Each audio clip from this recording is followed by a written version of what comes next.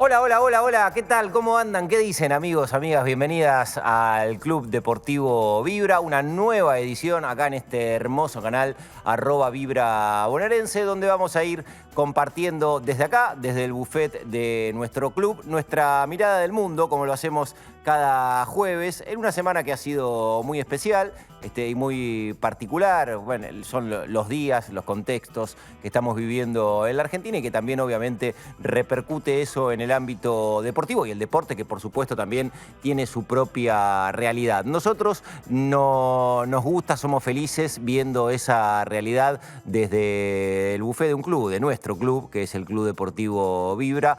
Y bueno, después vamos a estar hablando también de la convocatoria semanal que hacemos para que todos se vayan acercando también a través de @Vibra Bonaerense para poder establecer ese vínculo que seguramente en los 135 municipios, en cada uno de los clubes, se va formando, se va desarrollando en las distintas actividades de los clubes sociales, culturales y deportivos, y que nosotros humildemente también tenemos la intención de hacerlo acá desde nuestro canal. Para la jornada de hoy tenemos cantidades de temas muy interesantes que fuimos pensando con nuestra productora Sola Mato para poder compartir en este rato en donde podemos pensar el mundo a través del deporte, y vamos a tener una mirada de lo que fue, evidentemente, desde el punto de vista político, una de las noticias del año, que fue la condena a Cristina Fernández de Kirchner, y a propósito de lo que significa el fútbol argentino como fenómeno cultural, nos vamos a detener algunos minutos para ver qué pasó en el ámbito del fútbol, con las repercusiones fundamentalmente ante esta decisión de la Suprema Corte de Justicia. Vamos a estar hablando también de un episodio que nos atravesó esta semana y que seguramente habrá tocado alguna fibra emotiva de todos los futboleros, no solo en la Argentina, sino en el mundo, que es el cumpleaños de Lionel Messi. 38 años, terrible torta le hicieron a Lionel Messi, ahí le estamos viendo a Pitufo Gruñón, como es ahí, ese es un gab, un sheite muy familiar, así, puertas adentro, en la mesa más chica de Messi, que es la de su familia, lo definen de esa manera y casi como un chiste también. En el día de su cumpleaños le prepararon esa torta con el Pitufo Gruñón, pero bueno, vamos a tener un párrafo nosotros también en el Club Deportivo Vibra de estos 38 años de Lionel Andrés Messi. Y también durante esta semana estamos asistiendo al cumpleaños, al aniversario 47 de la primera estrella de la Argentina, del primer título mundial en fútbol que ganó nuestro país, y se cumplieron 47 años. Vamos a tener una charla muy interesante porque todavía seguimos pensando el Mundial 78, esa fiesta en el medio del horror del país, y que todavía quedan muchísimas preguntas retumbando y para hacerse, y que no todas tienen aún una explicación que pueda conformarnos a todos, pero bueno, de hacerse preguntas en realidad de lo que pasó hace 47 años en la Argentina con ese campeonato del mundo que termina ganando la selección, pero en un contexto sangriento de nuestra patria, merece también que tenga un espacio acá en el Club Deportivo Vibra. Les decía al comienzo del programa que la convocatoria está abierta en @Vibra Bonaerense para aquellos que participan en la vida social de algún club, que nos envíen el material, su foto del buffet o del natatorio, de la pileta o de la cancha de bocha, de la canchita de fútbol, de vóley, de básquet, de donde hacen taekwondo, de la mesa de tenis de mesa, lo que quieran. Saben que nosotros estamos muy gustosos de recibir ese tipo de material, y le agradecemos especialmente en el Club Deportivo Vibra de hoy a la gente del Club Cooperarios de Quilmes, que nos enviaron la foto de su buffet, algunas imágenes del club. Mirá qué hermoso, ahí con una galería que tenés ahí la posibilidad de ingresar al buffet o de tomarte algo afuera. Este club de Quilmes que fue fundado en 1942, que como lo indica su nombre, Club de Cooperarios, fue un grupo de tejedores que buscaban organizarse en una cooperativa y terminaron formando un club que hoy sigue y con mucha vitalidad. En Quilmes está en Andrade y Calchaquí, tiene más de 2.500 socios. Por esas mesas transitan muchos de esos socios diariamente y además también con un equipo de natación máster que tiene competencia a nivel nacional y también a nivel internacional. De hecho, en este año el equipo de natación másters de Cooperarios va a estar participando por 9ª vez. Esto va a ser en noviembre en un torneo sudamericano de natación. Se imaginarán el esfuerzo que requiere, que demanda para un club de barrio, en este caso de Quilmes, poder participar de un torneo sudamericano y nuevamente lo va a hacer la gente del Club Cooperarios Quilmes. Así que fundamentalmente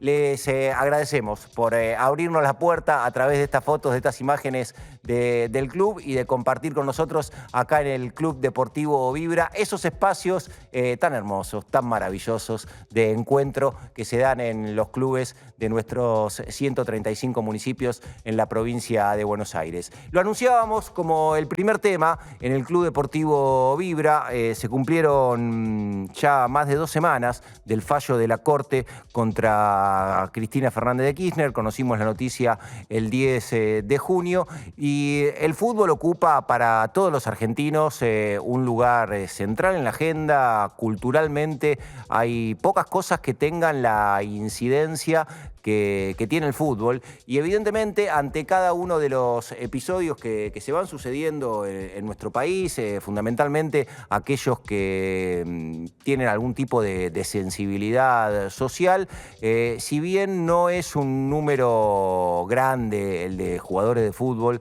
que se expresan, siempre hay alguna mirada, alguna lectura de algunos que se comprometen desde un lugar cercano al campo nacional y popular. Ahí estamos viendo la publicación, por ejemplo, de Emiliano Méndez, el jugador de Nueva Chicago, que jugó en Gimnasia y Esgrima La Plata, que jugó también en Sarmiento de Junín, con una clara dedicatoria, Emi Méndez, con esa bandera argentina y un racimo de bananas, para aquellos que estaban celebrando la detención de Cristina, ¿no? Haciendo referencia al gorilismo en la Argentina. Emi Méndez, que se ha expresado casi desde que pisó la primera división del fútbol argentino, siempre viendo la realidad desde un lugar, y también lo hizo con la detención de Cristina. De hecho, Emi Méndez había sido uno de los que había repudiado muy firmemente el intento de magnicidio a Cristina. Ahí estamos viendo a otro que suele aparecer en este tipo de situaciones, también absolutamente comprometido,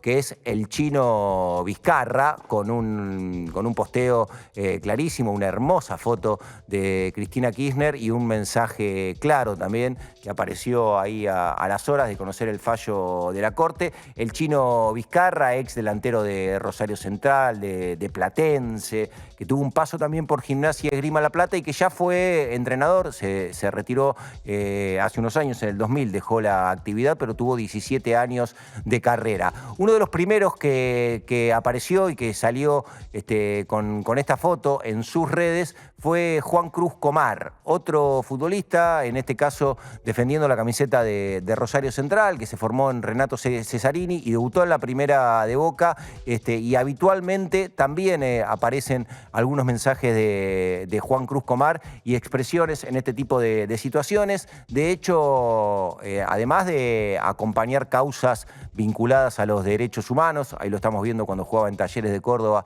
con Estela de Carlotto, también se ha expresado contra el gatillo fácil, y aquella publicación que veíamos, esa foto fue una de las primeras de los futbolistas que se dieron a conocer después del 10 de junio, haciendo referencia al plan durante la presidencia de Cristina de conectar igualdad. Esa foto es la que que eligió obviamente para fijar su posición Juan Cruz Comar. Y otro jugador de fútbol, que a ver si le puedo poner un poquito del audio, porque esta imagen era acompañada con una canción que pidió Cristina casi, que se cante, el famoso y tradicional Vamos a volver. Bueno, esa es la foto del 18 de junio, en la plaza, en la marcha en apoyo a Cristina, que eligió publicar Nahuel Patón Guzmán, el arquero identificado con Newell's, que tuvo también un paso por la selección argentina de fútbol, y que el Patón Guzmán tiene también, ante determinadas situaciones, la valentía siempre de fijar una posición y de salir a expresar lo que quiere decir cuando, insisto, en el mundo del fútbol muchos de estos jugadores son vistos como bichos raros, ¿no? Se habla en ese ámbito a veces de la inconveniencia de salir a decir lo que se piensa, pero bueno, evidentemente hay jugadores de fútbol que le dan un valor importantísimo. Eso eran guantes que usó el Patón a lo largo de su carrera. Aguanten las abuelas, aguanten las madres, memoria, verdad y justicia y nunca más. Con estos guantes salió a atajar en más de una oportunidad el Patón Guzmán. Ahí lo vemos con un look muy especial, con la bandera LGTB, también en medio de reclamos por las diversidades. El Patón Guzmán eligió en Tigres de México, su equipo, salir a jugar con ese look. Bueno, destacadísimo, ¿no? El mensaje que lo bajen estos tipos como Guzmán, por ejemplo, que tienen visibilidad a nivel mundial y muy necesario en el fútbol, fundamentalmente porque no abundan y porque tienen una plataforma de inserción a públicos que por ahí desde otros lugares es complejo llegar, y estos jugadores con este tipo de mensajes pueden hacerlo, y es muy necesario que lo hagan. Así que se cumplieron ya más de 2 semanas de la condena a Cristina Fernández de Kirchner, y no es un grupo nutrido, por supuesto, son solamente 4, pero son importantes los mensajes que dieron tanto Emi Méndez como el Chino Vizcarra, como Comar y como el Patón Guzmán. Algunos, obviamente, de los mensajes que fueron apareciendo en las redes después de la condena a Cristina Kirchner. Esto tiene que ver, obviamente, con la realidad social, política argentina vinculada al deporte. Hay otro gran tema en términos mundiales vinculado al fútbol, la punta de la pirámide de la agenda deportiva mundial. Hoy está el Mundial de Clubes, y hay algunas situaciones y algunas declaraciones que está bueno rescatar, no dejarlas pasar, por la magnitud que tienen también los protagonistas, ¿no? A veces que bajan determinado mensaje. Se dio una situación en el Manchester City puntual, que es el primer campeonato donde parecía que iba a aparecer con mucha presencia el Diablito Echeverri, el futbolista que surgió en River, que lo compró el equipo de Guardiola, que lo puso como titular, que hizo un golazo de tiro libre, y después el propio Guardiola tenía cosas para decir de Echeverri, y entre algunas lecturas que hizo de la participación de su equipo, del ex jugador de River, Guardiola dijo esto. I want to tell you something. So since I arrived, the previous season, the 3 or 4 months was with us. At the end of the training session, he was practicing the free kicks alone, with the keeper, with the wall, and alone. The other one didn't practice. He was practicing and practicing. And work pay off. So at the end, had the courage, the quality. When you practice, you know, it's like golf or like basketball. As much you practice 3 shots, so more chances we have. So it was a fantastic goal. He's an incredible player in small spaces. Unfortunately, could not continue half time for a problem with the ankle. But yeah, it's really good that the first minutes and in this competition he make a fantastic goal. The free kick was really, really, really good.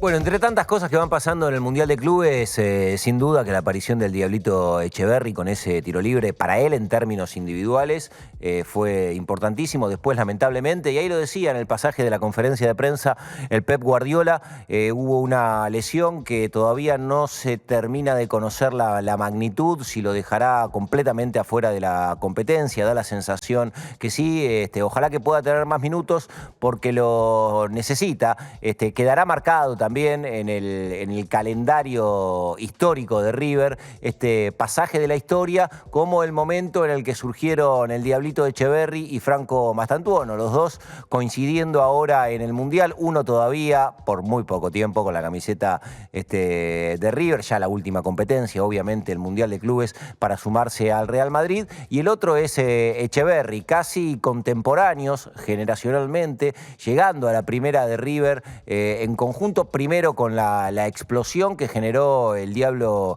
Echeverri, fundamentalmente en la selección argentina. El hincha de River todavía tiene esa espina de no haber podido disfrutarlo en toda su magnitud, porque se da esto para un país como la Argentina, exportador de futbolistas, que uno cuando proyecta el nivel de los jugadores a veces no llegan a dar todo lo que tienen con la camiseta del equipo en el que se forma. Bueno, explícitamente ese caso es el del Diablito Echeverri.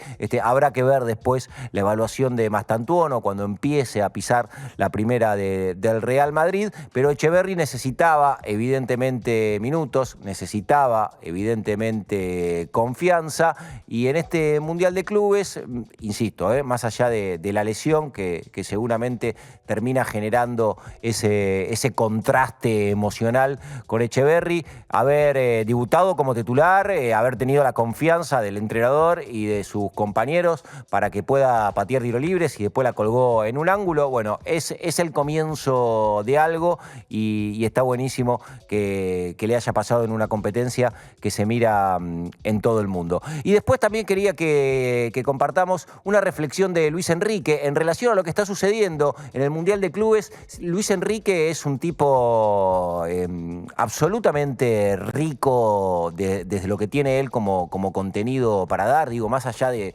su historia individual, en algunos casos disruptivo. En la última Copa del Mundo se puso a streamear y en algún momento lo hacía durante 1 hora y media, 2 horas, mientras era el técnico de España. Es un chabón que se toma su profesión desde un lugar distinto, seguramente que su vida personal tiene que ver con esto, y a la hora de hacer análisis siempre es bueno escucharlo. Hoy fundamentalmente por el lugar que ocupa, es el entrenador del equipo que ganó la Liga de Campeones de Europa, a nivel clubes probablemente el torneo más importante del mundo, y como técnico campeón de la Champions. Sin embargo, no deja de mirar algunas cuestiones que en Argentina y en Sudamérica terminan repercutiendo, ¿no? Había dicho antes del comienzo del Mundial de Clubes Luis Enrique que el fútbol europeo seguramente tenía más posibilidades que el fútbol sudamericano en esta competencia, que los clubes sudamericanos, porque los europeos compran lo mejor de cada una de las partes del mundo, y está bien, y es una mirada que hay que incluirla en el contexto de análisis de una competición como esta. Si desde un lugar del mundo se pueden comprar a los mejores, bueno, seguramente se van a tener más posibilidades. Y casi que en el desarrollo de la competencia siguió con ese hilo Luis Enrique, y hizo una referencia también al fútbol sudamericano y a lo que viene sucediendo. Yo no sé por qué están tan preocupados que los brasileños, los argentinos, los sudamericanos, los americanos, si son mejores que los europeos o no. Yo no lo entiendo, porque todos los equipos europeos tienen brasileños, argentinos, mexicanos, americanos. Si está lleno. Creo que la nacionalidad que más hay son 154 brasileños, no sé cuántos argentinos. Claramente es una potencia mundial el fútbol sudamericano. Lo que pasa es que los jugadores emigran allí para jugar en los equipos europeos, en nuestros mejores equipos. Pero no hay ninguna duda del nivel top de los jugadores y de los equipos sudamericanos, ninguna duda. Esta cuestión. No, yo no la comprendo. Os veo muy preocupados por eso. Porque para los brasileños nosotros tenemos nuestros cracks jugando en Europa. Entonces, pues que vuelvan, llamarlos. No tenemos plata, dinero. Sí, no, sí, pero... algo de dinero. Bueno, se reía ahí Luis Enrique, casi que siguió con ese hilo que había empezado a desandar en el comienzo del Mundial de Clubes, y bueno, y tiene obviamente desde el punto de vista argumental cantidades de capítulos para fundamentar lo que dice que es una obviedad, pero que sin embargo desde Sudamérica en la previa de la competencia decía, bueno, vamos a ver cuánto le da a los equipos argentinos, brasileños, para poder competir contra los europeos. Y en términos de distancia, creo que de las primeras lecturas que se puede hacer del Mundial de Clubes es que seguramente fue bastante menor a la que muchos imaginaban, esa distancia entre equipos europeos y sudamericanos. Por supuesto que todo análisis tiene que tener su contexto y que es verdad que los equipos europeos llegan en el cierre de la temporada y para los sudamericanos el calendario les cae mejor porque está en la mitad. Sin embargo, muchos pensaban que la diferencia iba a ser más grande y es algo que no sucedió. Pero bueno, siempre tener miradas, lecturas, voces como la de Luis Enrique es importante y además también en estas referencias que hacía al fútbol sudamericano, no le cerró la puerta alguna vez poder venir a dirigir o al fútbol de Brasil o de la Argentina, lo cual le haría muy bien a esta parte del mundo por la repercusión, obviamente, que genera tener a un tipo de la trascendencia y de la magnitud de Luis Enrique. Bueno, venimos por estos caminos en el Club Deportivo Vibra. Ahora ampliamos la mesa porque llega Zona Mato para darle otra forma a esta mesa de café, de buffet, de vermú o de una jarra con agua. ¿Cómo va, Sol? Bien. ¿Cómo estás, Santi? Bien, bien, con bombas, muchas bombas, mucho de todo. ¿Qué tanto? Y porque hay bomba en el mercado de pases, hay bombas también entre hinchas y jugadores, lo tenemos al caso de Salas en Racing. Un novelón el de Salas. Un novelón entre de las que tuvimos. En todos los mercados de pases siempre estas... ¿Vos decís? Tensiones, intereses, y suelen aparecer. Fíjate, antes que el del Mundial de Clubes se dio lo de Russo. Sí, lo de Russo, claro que de San Lorenzo pasa a Boca. Eso fue, es verdad, bastante polémico en su momento. Porque quedó lamentable, bueno, Miguel quedó expuesto. Sí, ni hablar, no se fue bien de San Lorenzo. Tenía algo acordado, miró para otro lado, se hizo medio el logi, y después la realidad, la única verdad es la realidad. Claro, mientras San Lorenzo estaba jugando la Copa de la Liga y lo hacía. Es cierto, quizás terminó pasando un poco desapercibido porque, bueno, el contexto de San Lorenzo económico no era bueno, termina quedando eliminado de la Copa de la Liga, empiezan las vacaciones, parecería que nada, quedó como sepultado el tema, pasó desapercibido. Ahora, lo que Salas está generando en el mundo, no solo en el mundo académico, en donde todos los hinchas obviamente están emitiendo opinión sobre el tema. Y coinciden bastante los hinchas de Racing, ¿no? En las opiniones. Eso ni hablar, pero también veo una coincidencia del otro lado, no solo en los hinchas de Racing, en los hinchas de otros clubes, incluso en el periodismo, en opiniones también que he escuchado de exjugadores que hoy opinan también como periodistas. La verdad es que creo que es casi unánime. Es difícil entender un poco el razonamiento para irse de Racing a River, y creo yo también que tiene que ver un poco con que descartemos si Salas es hincha de River, eso no lo sabemos. No, y no suele, en esto no tiene tanta incidencia. Bueno, pero ponele que incida un poco en lo sentimental, lo entenderíamos capaz de Sosa, que sabemos que es hincha de River. Pero en este caso yo creo que si es lo económico, probablemente River es casi seguro que le pueda pagar muchísimo más que lo que le pueda pagar Racing, incluso que el ofrecimiento que le hacen, pero dudo que esa plata no se la pueda pagar ningún otro club del exterior. Creo que Salas hoy tiene un nivel para jugar en el exterior, incluso por ahí no en ligas tan importantes, pero si se va a Estados Unidos, a México o a Rusia o a Arabia, la plata la puede hacer. creo que hoy ni siquiera es un salto de calidad pasar de Racing a River como quizás eran en otros años. Puede ser, hoy la distancia no es tan grande, No es tan pero grande. River siempre tiene como es una plataforma distinta. Pero yo no creo que hoy, en el momento en el que está Racing, incluso si querés Independiente, no están tan alejados de lo que hoy es Boca y River en estos momentos, en estos últimos años. Para mí, yo lo veo bastante claro el tema de Salas y la salida de Racing. A ver. No, porque me parece que a veces también le buscamos muchas vueltas sí. cuando no hay. Argumentos, la razón. No, y obviamente, cuando las cosas... Mira, en el fútbol, me lo dijo una vez un dirigente, cuando vos ves que hay cosas que no se entienden, le escuchás muchas preguntas, generalmente la respuesta siempre es la misma. Y es la guita. ¿Vos decís? Pero claro que sí. Es que pero a mí me por da la sensación supuesto. que Salas puede hacer esa misma plata en cualquier otro lugar. No, bueno, pero la propuesta quiere hacer la diferencia, está bien, pero ¿no? la propuesta que tiene es de River, no es de otro club. Y River es un club, hoy son con Boca, desde el punto de vista económico, tienen un poderío que no tiene el resto. Y desde el punto de vista Sobre todo económico... River, no sé si Boca o... Claro, sobre todo River, con, bueno. con la plata que Y Salas. para River es un... Ir a River económicamente es un paso. De hecho, hubo otras propuestas para otros jugadores también de Racing, de River, y la verdad que se multiplicaba por 3, por 4, por 5 lo que cobraban en un lado y lo que cobraban en otro. Sí, sí. Entonces, si vos decís, estoy acá un año, cobro 1, y estoy allá y cobro 5...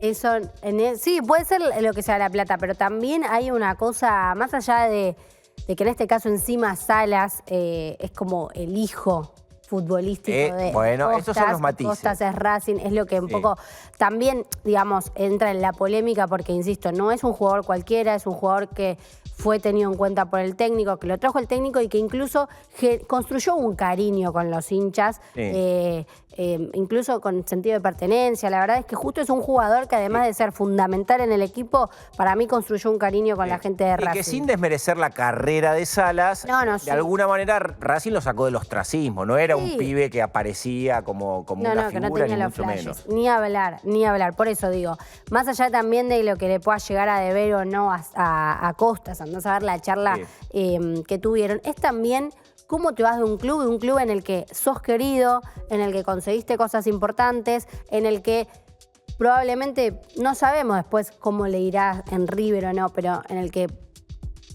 sos muy querido. No sé si llega a la calificación de ídolo. Pero, no, yo creo que no, pero bueno. Pero es considerado muy querido. Sí, claro. Va a un equipo en donde no sabe, probablemente juegue, pero después no sabes cómo le va a terminar yendo, no digo. Con lo difícil que es ser tan querido en un club, dejar todo eso de lado, a mí me hace ruido, más allá de la También lo que se genera, porque estuve leyendo mucho, obviamente las opiniones en relación a un pase que hizo mucho ruido, como es el de Maxi Salas a River.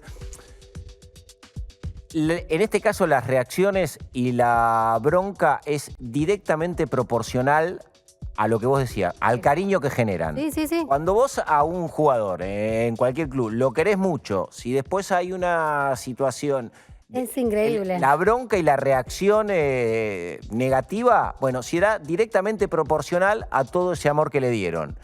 Y por eso hoy se escuchan, se ven opiniones... Y seguramente cuando vaya Salas a jugar con la camiseta de River a la cancha de Racing... Sí, que eso, ponele que se lo imagina, obviamente. Va a ir al cilindro y seguramente no sea bien recibido. Pero ya irse mal en las formas, porque quizás se iba a otro club y después volvía a River, como, no sé, Acuña, que bueno, va al cilindro y por ahí no es bien recibido. En el caso de Salas, hoy se está yendo de una forma en la que no está quedando para nada bien parado y va a ser muy difícil para mí revertir la imagen con los hinchas, que cabe destacar que no está nada bien que vayan directamente a las redes sociales del jugador a putearlo, insultarlo, a su familia por la decisión que toma. Eso hay que sacarlo de lado, porque la verdad es que yo no lo encuentro una explicación de por qué atacan directamente al jugador. Uno puede... No, hay mucho menos publicar el teléfono, la dirección de la casa, cosas que pasan en estos casos que pasó con Salas y que no desde la bronca que se genera se terminan tomando decisiones que no tienen nada que ver. No, que no tienen nada que ver y que, bueno, nada, genera incluso más violencia, más bronca. Pero bueno, nada, viene el caso igual, más allá de lo que Salas va a decidir o no, incluso Racing ya decidió retirarle el ofrecimiento. Porque estaba del esto que contrato. todavía no hablamos, que es algo. yo casi que lo veo como una soncera muchas veces. No, porque nos pusimos de acuerdo y nos dimos un apretón de manos. La palabra. Y yo te di mi palabra. Bueno, No, evidentemente la palabra hoy ya... No, pero aparte, ¿cuántos casos de esto tenemos? Hay un la montón. palabra, hasta que no se firma, no se cierra ningún Eso ni contrato. hablar. Eso saben todo. Eso ni hablar, pero bueno, Pero ya. que se haga toda una historia, no, porque había dado la palabra. Sí. Bueno, está bien. No. Eso es verdad, es la información que se difundió, pero bueno, también... No, está bien. ¿Y sabes por qué también, Sol? Porque el fútbol como que construye eso, ¿no? Porque nosotros, y los códigos, y la palabra, Sí. pero te das cuenta en infinidad de situaciones que eso casi que no tiene valor. No, que no tiene valor. Tal cual, y bueno, justamente viene el caso esto del pacto de caballeros también, entre clubes o no.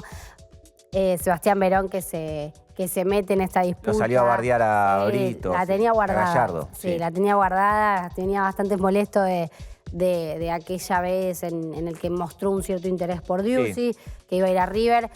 Nada. Gallardo hace unas semanas también dijo que basta de hipocresía, esto es el fútbol, es el negocio. Yo creo que esto de la palabra y del pacto de caballeros, etcétera, todo lo que se quiere armar después del fútbol entre los códigos y los valores, queda totalmente alejado una vez que el negocio entra en el fútbol. Ahí está, mira, la bardeada de la Bruja Verón. Exactamente. Lo decía fundamentalmente por Marcelo Gallardo, también con Brito, ¿no? Con Ahí Brito, tuvo mucha tensión en los últimos años.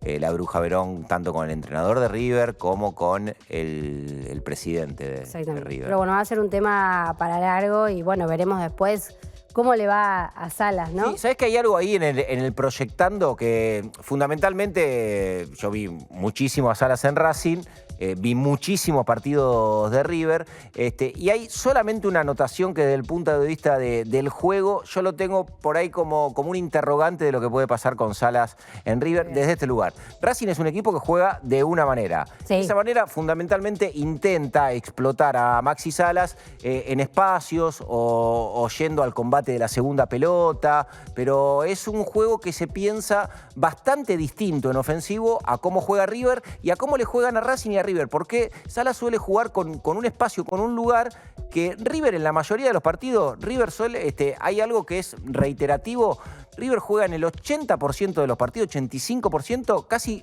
ante el mismo esquema. Son partidos en loop. Se le meten muy atrás, se le cierran, le recortan espacios, casi todo. Y Salas va a tener que jugar ahí.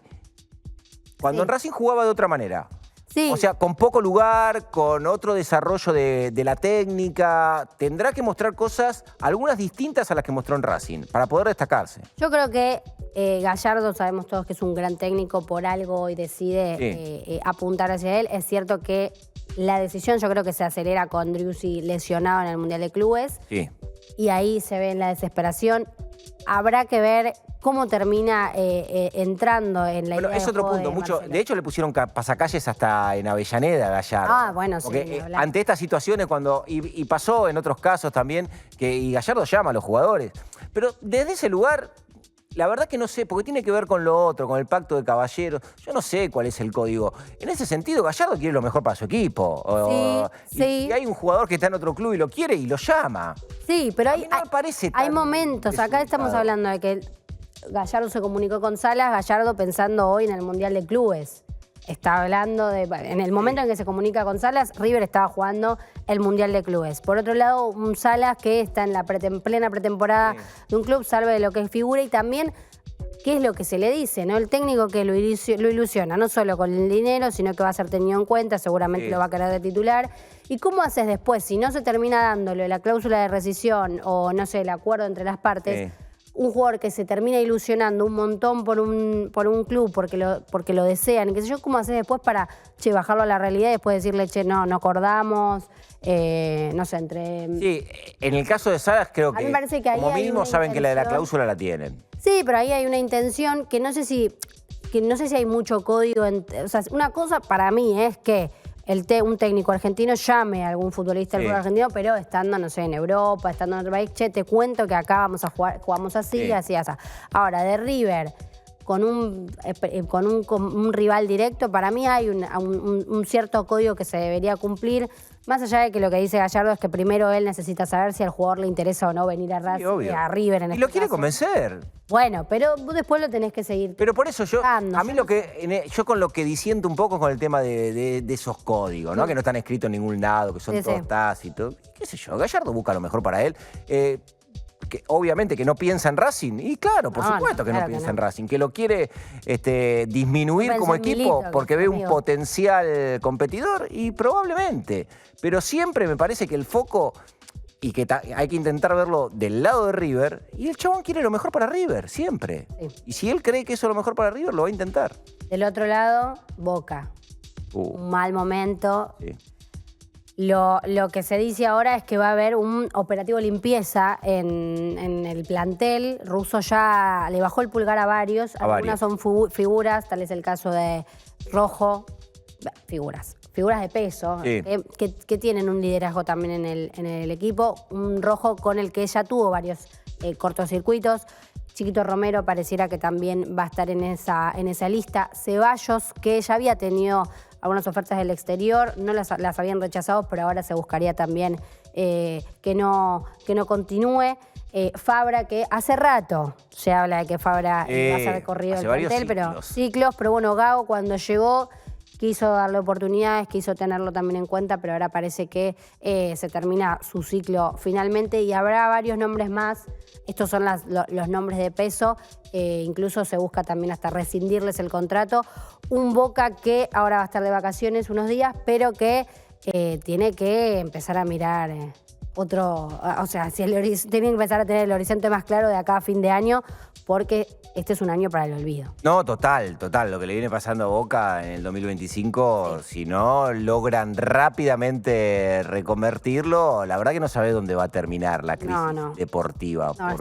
Es como que siempre los escalones son para abajo, inclusive el Mundial de Clubes, que parecía que le iba a dejar otra sensación, y la escalera siguió para abajo. Sí, la verdad es que es uno de los peores momentos. Reconvertir el plantel, seguramente pensar en Paredes, que también acá lo hablamos, ¿no? De la posibilidad. Creo que Paredes no se quiere meter ni de casualidad en este quilombo que tiene. Qué sé yo, la vez. Es difícil. Es difícil. Y hubo un hincha en el Mundial de Clubes que, qué sé yo, siento que si lo... Está mal, pero no tan mal. Sí. Imagino que esas cosas deben pasar solamente en nuestro país. Puede ser, sí. Bueno, por algo son historias que cuentan hinchas argentinos. Lo tenemos, si querés lo... A ver, dale.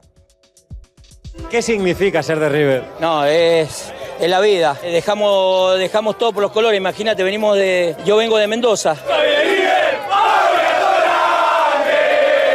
yo decido, vamos a todas partes. Tuve que vender el carro para poder pagar las entradas, para comprar el pasaje para el vuelo. ¿Qué le dieron por el coche? A mí me dieron, en el carro mío me dieron $10.000. Pero, viste, lo tuve que quemar. Porque si no, nadie, en este momento en Argentina nadie te la da. O sea, ¿quemó el coche para cobrar el seguro? Sí, para poder venir para acá. Con eso pagamos todo, porque vine yo y mi hijo. Me voy a divorciar en cualquier momento. ¿Su mujer lo sabe? Y mi mujer sabe, pero ¿cómo que se llama? Peleó conmigo. Pero digo, después lo recuperamos. Este momento no se recupera más. Somos mejor que los del Madrid.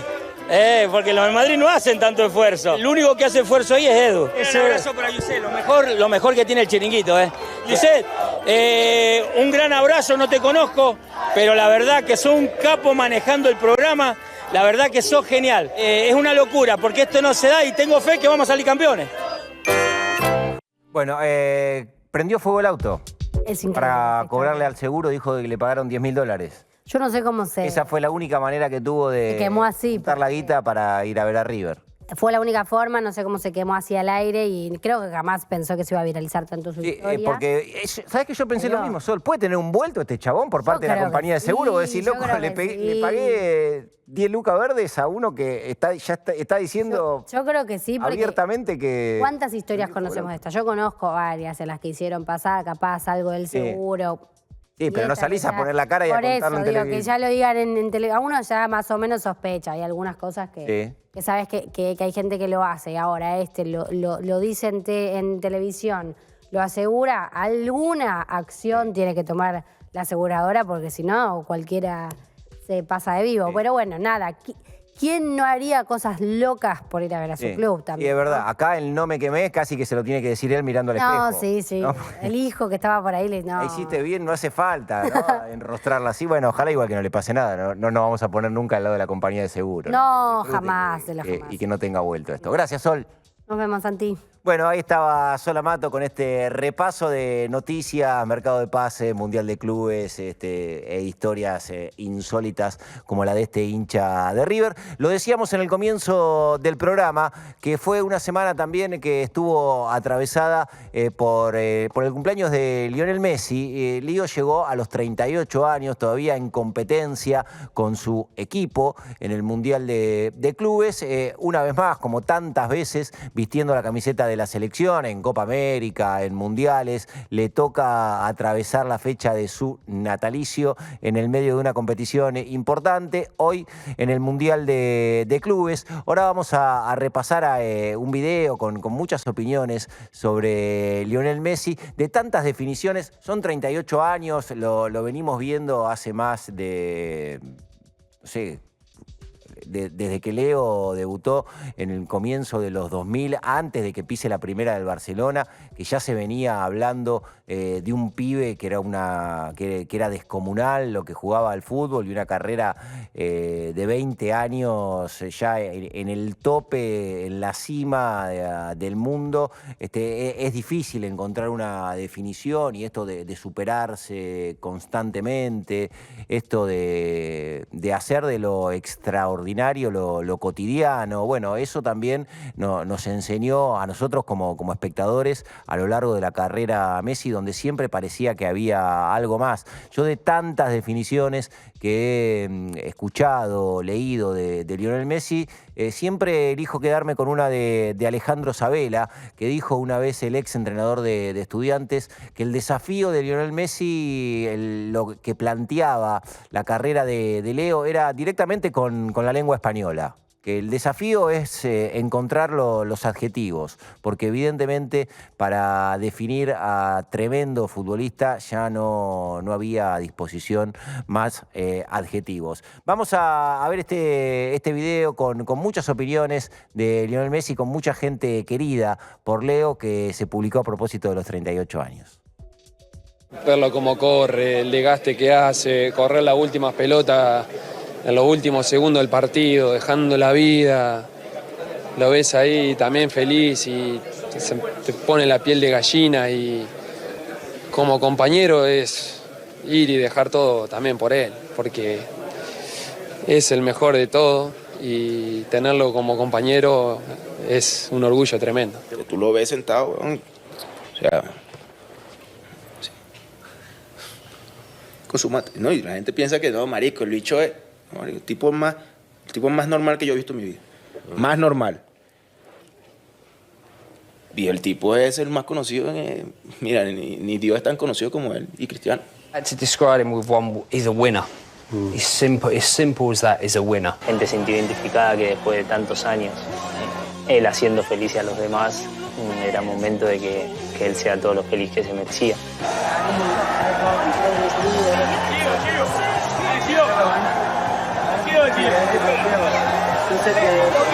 Ya era más por él que por mí también. Lo que más deseaba era ganar el Mundial por él. Es el mejor de la historia para mí, sin ningún... ¿Cómo no le voy a rendir en la final? Le quiero dar la vida, me quiero morir por él. Yo lo dije, creo que hace 4 o 5 meses atrás de ir a convocar a la selección. Dije que prefería que la gane él antes que yo. Cristiano es más delantero, de más hacer gol, y Messi es más técnico, de más atrás. Si fuera en mi equipo, yo prefería a Messi.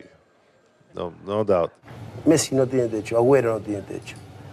Pero lo de Messi es mucho más resaltable, porque jugar al lado de Ronaldinho y que Ronaldinho le tenga que pedir la pelota a Messi es muy grosso. Muy grosso. Puedes decir, siempre la tiene que tener el brasilero. No el argentinito que viene. No, este no es ni argentinito ni nada. Este la agarra y es argentino, va y sale a jugar. Para mí es magia, puro magia. Jugador que son pocos.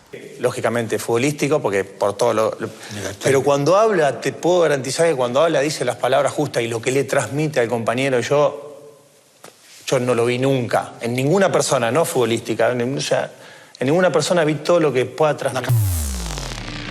Bueno, ahí veíamos algunas definiciones de Lionel Messi, la verdad que tiene que ver con lo que decíamos antes, ¿no? Alguna vez Alejandro Sabela dijo que no alcanzaban los adjetivos y uno empieza a repasar estos testimonios. Lo veíamos al Dibu, a Di María, a Pelé, a José Martínez, buenísimo. No lo había visto ese testimonio del ex compañero del Inter de Miami, cuando dice, y es el chabón más normal del mundo. Y eso también tiene Messi, ¿no? Que lo seguimos viendo hoy con 38 años, después de haber ganado la Copa del Mundo, con todo lo que significó en su carrera, y sigue dando la sensación de que es un pibe que es tal cual lo definía Martínez, ¿no? Como que parece el tipo más común del universo y es el futbolista, uno de los más grandes de la historia. Bueno, queríamos tener también un párrafo sobre Leo Messi para celebrar estos 38 años de este pedazo de genio que afortunadamente nació en la Argentina. De la última estrella, haciendo referencia a Messi que ganamos en Qatar, vamos a hablar ahora de la primera y vamos a viajar en el tiempo a 1978 para hablar con Matías Bauso, que es el autor de 78, historia oral del Mundial. Se cumplieron 47 años del primer título que ganó la Argentina y queríamos tener una referencia porque obviamente el fútbol argentino también sigue pensando todavía lo que para muchos sigue siendo una contradicción, que es el Mundial 78, esa fiesta popular en medio del horror, y tuvimos durante esta semana el aniversario y por eso queríamos seguir pensando el tema, en este caso con Matías, a quien le damos la bienvenida al Club Deportivo Vibra. ¿Cómo te va, Matías? Bienvenido. ¿Qué tal? ¿Cómo andan? ¿Todo bien? Bien, todo en orden. Bueno, ahí estaba haciendo una introducción y una de las palabras que usé, no sé si coincidís o no, pero es contradicción, ¿no? Que todavía sigue flotando, me parece, esa idea en el pueblo futbolero y en quienes no lo son. ¿Crees que es algo que todavía no tiene resuelto del todo el futbolero argentino, el Mundial 78? Mira, vos recién hablabas de Messi y de la tercera estrella, y yo creo que la tercera estrella influyó mucho en la actual valoración del Mundial 78. ¿En qué sentido? Viste que ahora en las camisetas están las estrellas. Antes no se hablaban de estrellas. Cuando Argentina ganó el Mundial 86, era el segundo título del mundo, sí. No estaba el concepto eso de estrellas. Bueno, la tercera estrella lo que hizo fue resignificar las dos anteriores. Mostrar que no era un triunfo aislado, sino parte de un linaje, parte de una tradición, que integran los tres títulos del mundo. Entonces, me parece que en eso la valoración cambió un poco. Sí, el Mundial 78 fue durante muchísimo tiempo un evento maldito, un evento lleno de preconceptos, mitos, falsedades, tergiversaciones, a pesar de haber sido un hecho muy popular y relativamente reciente. Claro. No podíamos mirarlo con complejidad. Digo, es un hecho complejo, pero muchas veces nosotros solemos decir es complejo y con eso anulamos el análisis. Yo creo que cuando algo es complejo hay que meterse dentro de eso para entender. Claro. ¿Qué es lo que pasó? Y también para entender por qué pasó. Entonces yo siempre suelo decir, obviamente no se entiende el Mundial 78 sin la dictadura. Eso es clarísimo. Ahora, no se entiende solo desde la dictadura. Solo de la dictadura no lo vas a entender tampoco, porque no lo explica todo. Porque si vos empezás a mirar a partir del 24 de marzo del 76 en adelante, no vas a entender que a Argentina le dieron el Mundial el año 64, pasaron 7 gobiernos distintos y todos quisieron organizarlo, y que el ciclo Menotti empezó en el 74. Argentina sale campeón con Menotti, un técnico elegido en democracia, y sale campeón en dictadura. Sale campeón con Bilardo, un técnico elegido a fines del año 82 en dictadura todavía. y sale campeón en democracia. Esas son las paradojas argentinas. Sí, y te quería también preguntar desde la legitimidad, ¿no? Del título que se habló mucho también, y esto fundamentalmente, Matías, en el testimonio de los futbolistas que formaron parte del plantel, genera una reacción casi intempestiva. A mí me tocó, por temas laborales, compartir mucho tiempo con el Pato, y es un tema que lo enervaba, ¿no? Al Pato. Cada vez que se ponía en duda o se tamizaba lo que habían conseguido ellos justamente por el contexto que se vivía en la Argentina, generaba una reacción. ¿Cómo lo ves el tema de la legitimidad deportiva vos que logró aquel equipo? Mira, vos cuando los entrevisté a todos, vivían todos todavía, cuando yo empecé la investigación, Menotti también, y el 80% cuando vos le preguntabas del Mundial, lo primero que te decían es, el fútbol y la política no tienen nada que ver, nosotros no teníamos nada que ver con la dictadura y más. Y yo decía, no me interesa eso. Yo quiero que me cuentes cómo era la concentración, cómo fue la primera vez que jugaste con la selección, cómo fue el debut con Hungría, con toda esa presión. A mí me interesaba eso, porque había especialistas que me podían decir otra cosa. Para mí el título es absolutamente legítimo. Yo estoy convencido de eso. En todos los mundiales hay algún tipo de sospecha, de sospecha de favoritismo, etcétera, etcétera.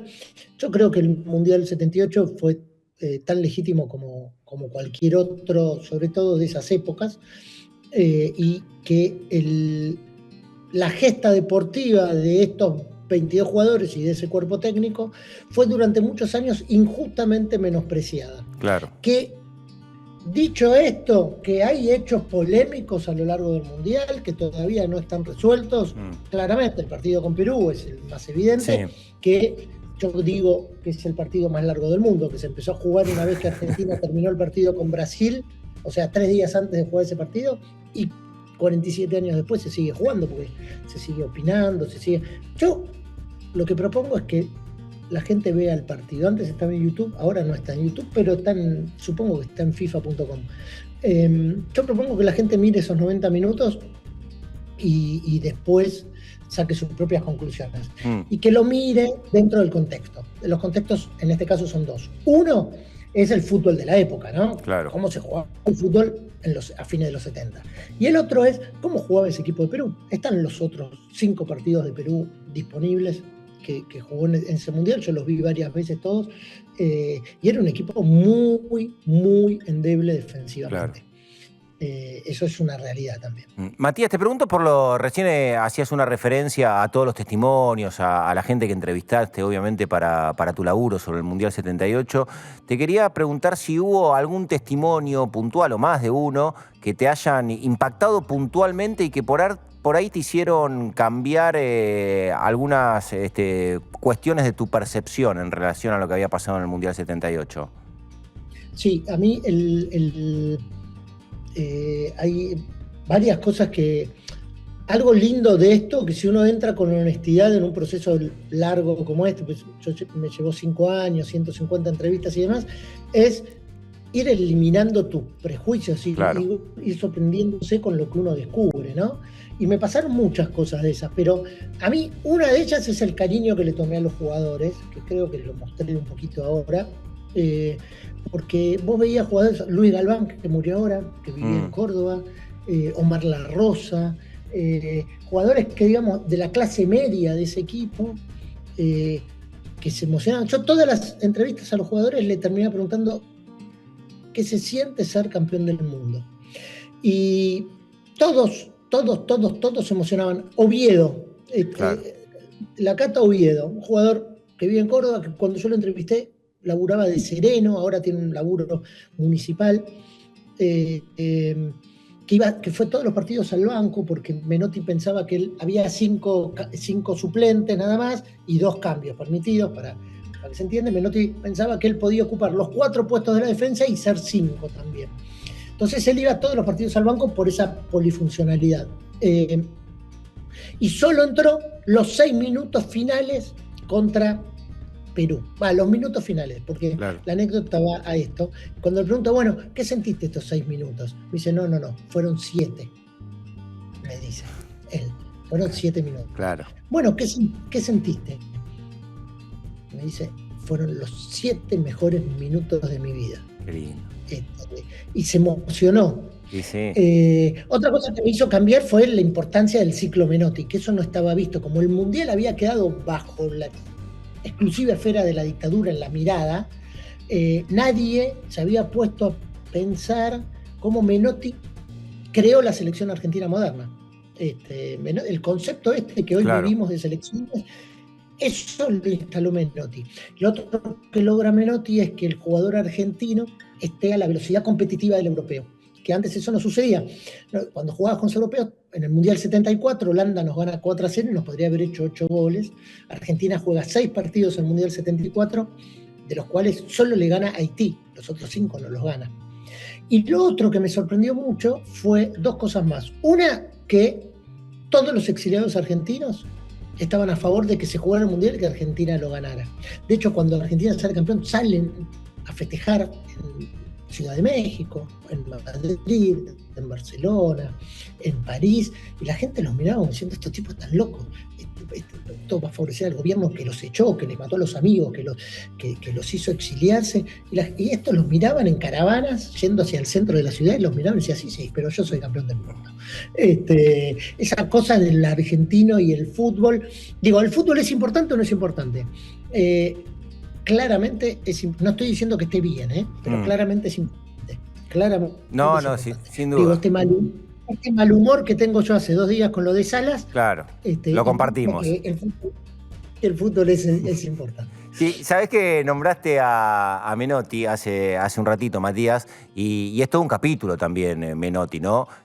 Pensándolo también desde el punto de vista de algunas definiciones políticas que después Menotti fue dando a lo largo de toda la vida, y en el lugar en el que se paró el flaco Menotti para ver el mundo, que le haya tocado dirigir ese equipo en ese contexto de la Argentina, fue no sé si una carga o un peso, pero algo también que lo acompañó y que entra también, me parece, que dentro de esa palabra que elegí en el comienzo, que es contradicciones, ¿no? ¿Eso lo pudiste hablar con el flaco? Sí, él en eso era muy terminante. Sí, no, lo digo por si alguien no lo sabe, perdón, Matías, que te interrumpa. Siempre se definió como un tipo de izquierdas, Menotti, fundamentalmente, ¿no? Desde el punto de vista político. Por eso lo digo. Sí, y tenía militancia comunista, según lo que él decía, digo, lo que él expresó mucho tiempo. Y había llegado a la selección, digo, porque sobre todo en esa época, la llegada de un técnico a la selección no era algo ingenuo, había mecanismos de poder que intervenían. Él él tenía todos los galones porque venía de formar ese equipo maravilloso de Huracán del 73. Claro.